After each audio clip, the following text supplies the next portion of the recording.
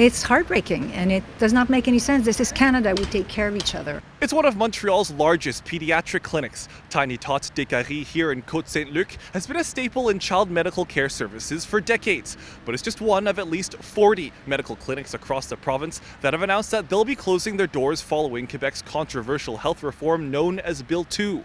All this as pressure mounts in the National Assembly, the opposition filing a petition with over 60,000 names to pressure the Legault government to repeal the law. I do feel for families because when your child is sick, it must be terrifying. It's going to be very devastating for the community.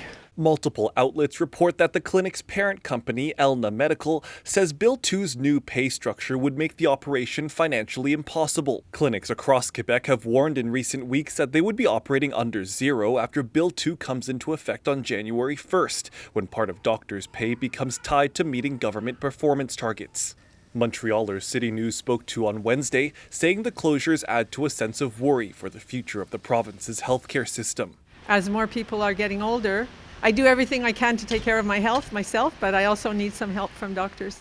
I think it's outrageous the way our health system is decaying right now. There's definitely an uprest of if the government continues with putting these giant hours on the doctors that are just completely unattainable, how are they supposed to maintain the clinic? Meanwhile, at the National Assembly, Liberal opposition members moved to file a petition with 66,000 names urging the government to repeal the law. It says a lot, this petition, about the fact that people are very worried. We are with today the students. My colleagues and I are questioning our career plans in family medicine, especially because of Bill 2.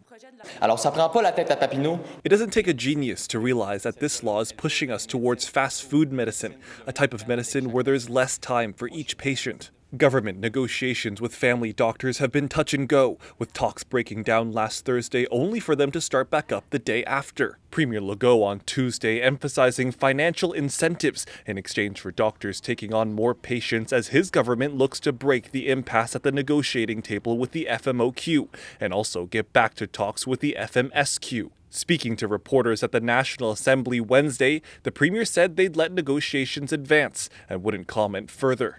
This is not the Canada I was brought up in. In Montreal, Zachary Cheung, City News.